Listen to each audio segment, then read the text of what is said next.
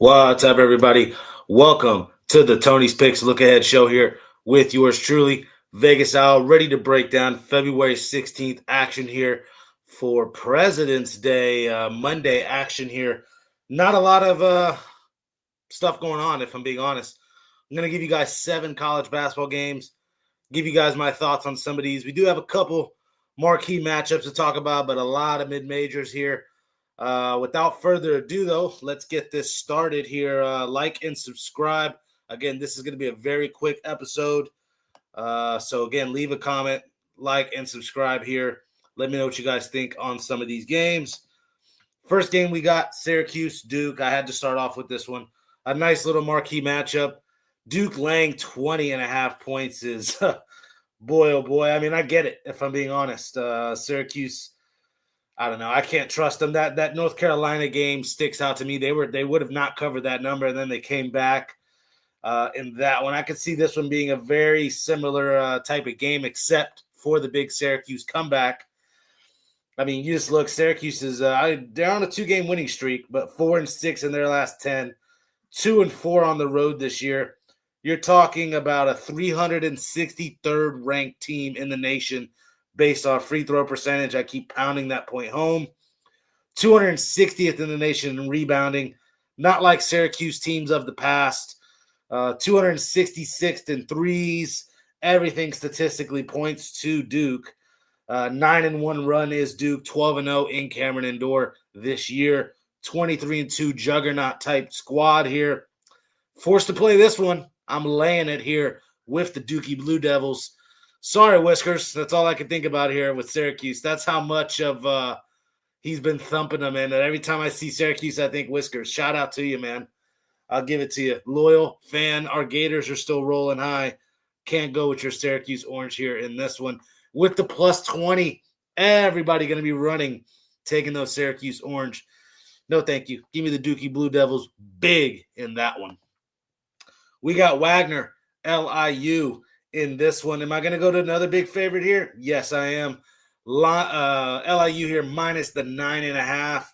If you look, it was a 10-point win last time. That was at Wagner.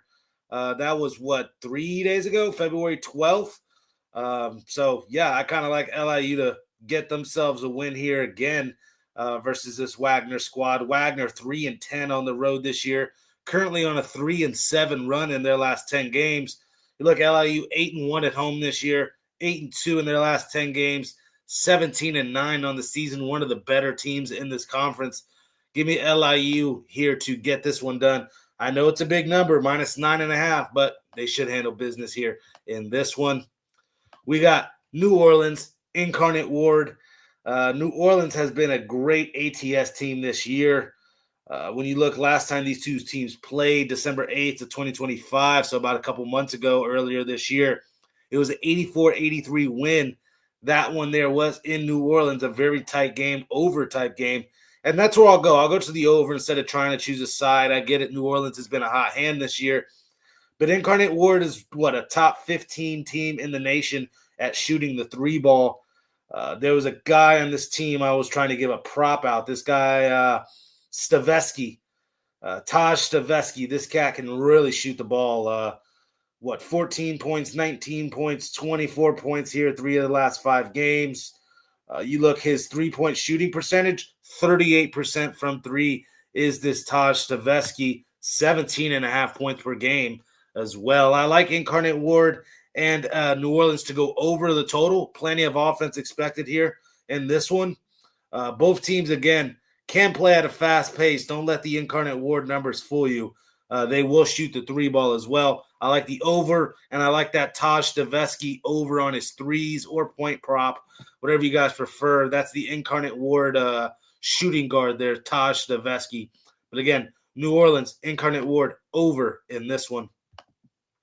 Zipping right on through, Stephen F. Austin, Texas A&M Corpus Christi here in this one. We got SFA, another cash cow this season, laying 4.5 here on the road, total 138.5. Another team here that all the statistics point in their advantage. Offensive rating, defensive rating, offensive and defensive rebounds, free throw. Actually, free throw is the one thing Both these teams struggling, 67% from the free throw line, about even there. But again, three-point shooting, regular field goal percentage, all points to Stephen F. Austin. Of course, 11 straight wins for the Stephen F. Austin squad. You look, last time these two teams played, it was a 69-60 win back in December, a 9-point win. I get that was at home, but again, Stephen F. Austin, 9-3 on the road this year, have been pretty solid and really a juggernaut in this conference, if I'm being honest. They've taken care of McNeese here. I mean, they split the season series with McNeese, but still have flexed their muscles, shown that they're capable of, winning this conference. Give me Stephen F. Austin here, minus the 4.5 in this one. All right, a couple more games here. Give me 1 second.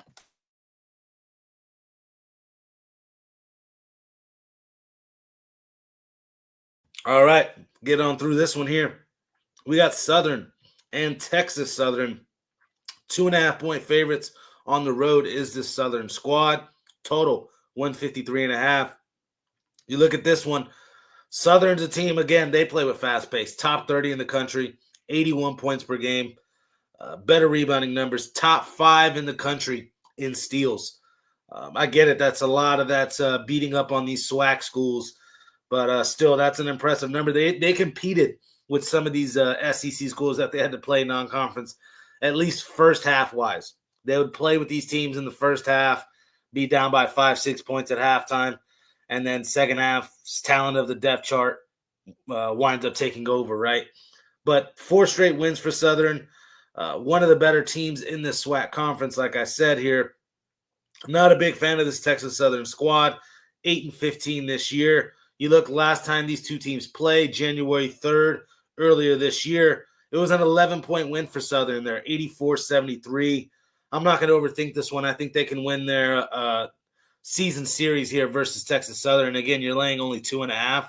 Got no problem going with Southern here in this one. We got Florida Atlanta. I'm not even going to FAMU and Alcorn State here in this one. The Rattlers. FAMU here, at least this isn't football because it's brutal them in football. But I don't know. I got to lean them here in this one. Last time these two teams played, January 24th, a couple weeks ago, 66-58 to FAMU's favor. Look, both of these teams dreadful. 6-18 is Alcorn this year. 9-14 is FAMU. A slightly better team, at least size-wise, athleticism. The rebounding numbers are both dreadful. Slight advantage to FAMU. Offensive numbers, dreadful. Slight advantage to FAMU. But the defensive numbers, Alcorn, 360th in the country in defensive rating. FAMU, 220th. That is a big difference here. At least a little bit of better defense will be played from the FAMU side. Again, they already won the first meeting again. Much like these past couple games I've been giving out, season series sweeps. Give me FAMU here in this one. Again, not even laying, plus 1.5 here on the road. Give me FAMU here in this one. All right, moving right along. This one and then another one, and then we're out of here. We got Abilene Christian, Tarleton State. Oh, wow. Dior Johnson is now a game-time decision, and that's where I was going to go. That just got dropped. When was that announced? Like literally before the show that got announced. You look, Tarleton State, second in the country in steals. Again, a lot of that beating up on lower level competition, but that's who they got in front of them here in Abilene Christian. Both teams 12-13, don't get me wrong. Last time out, it was a 73-59 win there on Valentine's Day for Abilene Christian. So a quick turnaround here between these two. Can Abilene do it again? I don't know. I'm not really I think they can. Let me just be real. I just think they can, especially with Dior Johnson now being a game-time decision.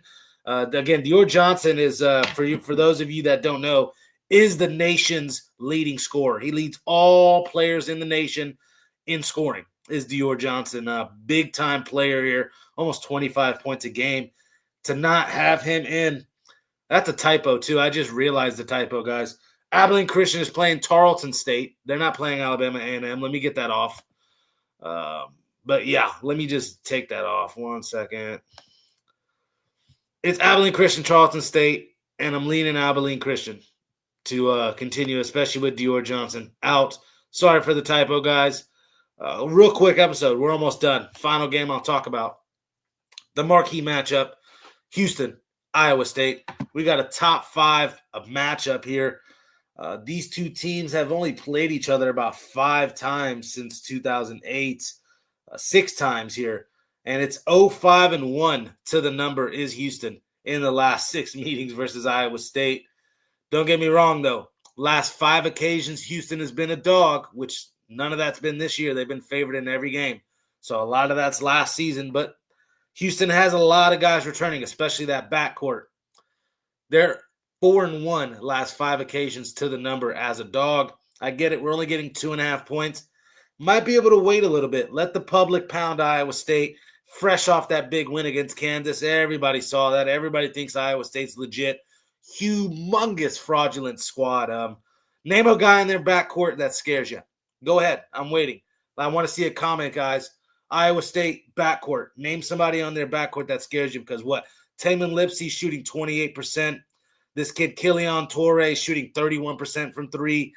Okay, Mama Solovic here, the big 6'8", 6'9" forward. I get it. He's the guy that kind of the X factor for Iowa State, maybe even a Blake Buchanan. 2 long forwards. But I think Houston has the size here with Snack, Fugler, even Isaiah Cartwell, a 6'6", 6'7" wing here. Very flexible defensive squad is Houston. We know this. A dominant team. You look 19-1 on the road in their last 20 games. I got to go to the Houston Cougars here to get this one done outright on the money line.